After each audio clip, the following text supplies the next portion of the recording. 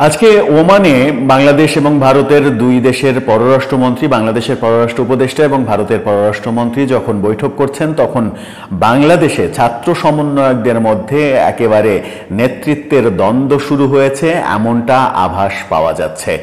নতুন ছাত্রদের যে দল, সেই দলে কে নেতা হবেন কে হবেন না, এরকম নিজেদের মধ্যে এক ধরনের যুদ্ধ, মারামারি শুরু হয়েছে।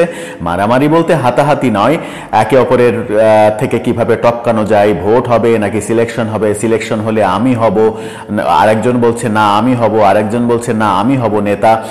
নেতা হওয়ার দ্বন্দ্ব শুরু হয়ে গেছে ছাত্র সমন্বয়কদের মধ্যে, এমন খবর গণমাধ্যমেও এসেছে। কি খবর আসলো সেই আলোচনাই করব এই ভিডিওতে। বলছিলাম, ছাত্র সমন্বয়কদের দলের মধ্যে নেতা হওয়ার লড়াই শুরু হয়েছে এবং দ্বন্দ্ব শুরু হয়েছে, দ্বন্দ্ব চরম আকার ধারণ করেছে। তথ্য উপদেষ্টা নাহিদ ইসলাম নতুন দলের আহ্বায়ক হচ্ছেন এটা নিশ্চিত, কিন্তু সদস্য সচিব কে হচ্ছেন সেই পদ নিয়ে শুরু হয়েছে এক ধরনের কামড়াকামড়ি। সেই কামড়াকামড়িতে এই মুহূর্তে এখন পর্যন্ত অন্তত 5 জন প্রতিদ্বন্দ্বীর নাম শোনা যাচ্ছে, যারা কেউ কাউকে ছাড় দিতে রাজি নন। তারা প্রত্যেকেই সদস্য সচিব হতে চান এবং তাদের পক্ষে জনমত তারা তৈরি করছেন। বিভিন্ন জন আবার তাদের বিভিন্ন জনের পক্ষে ফেসবুকে স্ট্যাটাসও দিচ্ছেন। যেমন বৈষম্য বিরোধী আন্দোলনের অন্যতম মুখ হান্নান মাসুদ, আব্দুল হান্নান মাসুদ, তিনি একজনের পক্ষে সরাসরি ফেসবুকে পোস্ট দিয়েছেন যে তাকে নেতা মেনেই বৈষম্য বিরোধী আন্দোলনে এসেছিলাম। তিনি হচ্ছেন আক্তার হোসেন, বর্তমানে যে নাগরিক কমিটির সদস্য সচিব রয়েছেন, সেই আক্তার হোসেনের পক্ষে রীতিমতো ওপেন স্ট্যাটাস দিয়েছেন। এখন দ্বন্দ্ব শুরু হলো কাদের মধ্যে? অন্তত 5 জনের নাম শোনা যাচ্ছে, যে 5 জন সদস্য সচিব হওয়ার লড়াইয়ে রীতিমতো যুদ্ধে অবতীর্ণ হয়েছেন। নিজেরা নিজেদের মধ্যে বিভিন্ন ধরনের আক্রোশমূলক কথা বলছেন। কেউ ভোট চাচ্ছেন, কেউ সিলেকশন চাচ্ছেন। যাদের ভোট কম হবে তারা চাচ্ছেন সিলেকশন, আর যাদের ভোট বেশি হবে তারা ভোট চাচ্ছেন, এমন অবস্থা তৈরি হয়েছে।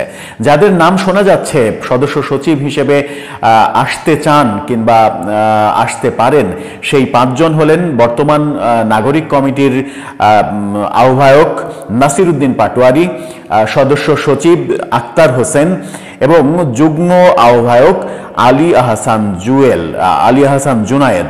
এই 3 জন নাগরিক কমিটির এবং নাগরিক কমিটির মুখ্য সংগঠক হিসেবে দায়িত্ব পালন করা সার্জিস আলম, তার নামও রয়েছে। এবং আরেকজনের নাম এই নেতৃত্বে না থাকলেও আরেকজনের নাম এসেছে। তিনি বর্তমান সরকারের উপদেষ্টা মাহফুজ আলমের ভাই, তার নাম মাহবুবুল আলম মাহি। মাহবুবুল আলম মাহি ঢাকা বিশ্ববিদ্যালয়ের, তিনি এই পদে আসতে চান এমন খবরও শোনা যাচ্ছে এবং সেটা মাহফুজ আলমের কল্যাণে এই পদ দখল করতে চান এমন খবর রটেছে।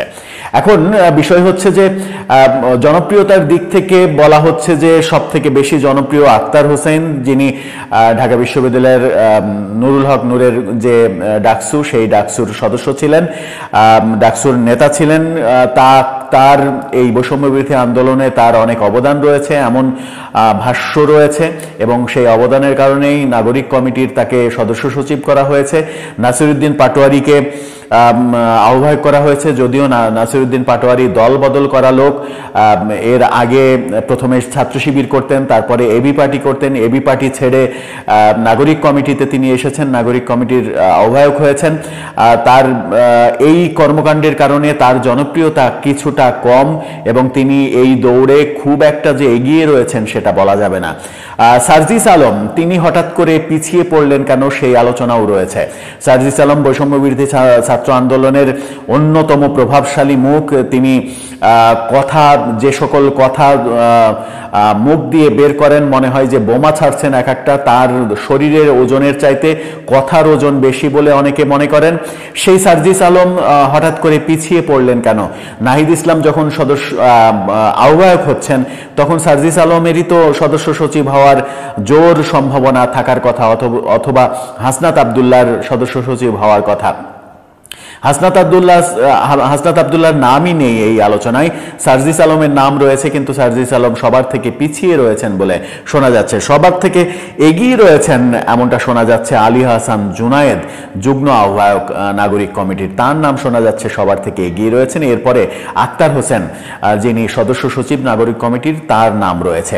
3 নম্বরে যার নাম রয়েছে তিনি মাহবুবুল আলম মাহি, মাহফুজ আবদুল্লাহর ভাই, উপদেষ্টা মাহফুজ আবদুল্লাহর ভাই, এবং ভাইয়ের কল্যাণে তিনি এই পদটা দখল করতে চান এমনটাও আলোচনা রয়েছে। সার্জিস আলম এবং নাসিরউদ্দিন পাটোয়ারি একটু পিছিয়ে রয়েছেন। শেষ পর্যন্ত সার্জিস আলম যদি মাইনাস হয়ে যান, তাহলে যে তার যে আধিপত্য, বৈষম্যবিরোধী ছাত্র আন্দোলনের বিভিন্ন ইস্যুতে তার যে আধিপত্য, সেই আধিপত্য অনেকখানি কমবে। এর আগে জুলাই ফাউন্ডেশন থেকে তিনি পদত্যাগ করতে বাধ্য হয়েছেন, সেরকমটাই শোনা যায়। যদিও তিনি বলেছেন তিনি পদত্যাগ করেছেন, কিন্তু ভেতরের খবর হচ্ছে তিনি পদত্যাগ করতে বাধ্য হয়েছেন, কারণ নতুন কাঠামোতে সেক্রেটারির কোনো পদই ছিল না। সেই কারণে তিনি সেখান থেকে সরে এসেছেন এবং তাকে নিয়ে বহু বিতর্ক রয়েছে। বিতর্ক হাসনাত আব্দুল্লাহকে নিয়েও রয়েছে, বিতর্ক নাহিদ ইসলামকে নিয়েও রয়েছে, অনেককে নিয়েই বিতর্ক রয়েছে। কিন্তু এই বিতর্কের মাঝেই তারা নতুন দল যখন গড়তে যাচ্ছেন, তখন নেতৃত্বের দ্বন্দ্বটা চরম আকার ধারণ করেছে। এই নেতৃত্বের দ্বন্দ্ব যখন চরম আকার ধারণ করলো, তখন দল গঠনের আগেই যদি এই অবস্থা হয়, তাহলে দল গঠনের পরে তাদের নেতৃত্বের অবস্থা কি দাঁড়াবে, সেটা নিয়েও আশঙ্কা করছেন অনেকে। দেখা যাক শেষ পর্যন্ত কি হয়। দলের নামকরণ এখন চূড়ান্ত হয়নি, যদিও শোনা যাচ্ছে জনশক্তিই হবে তাদের দলের নাম।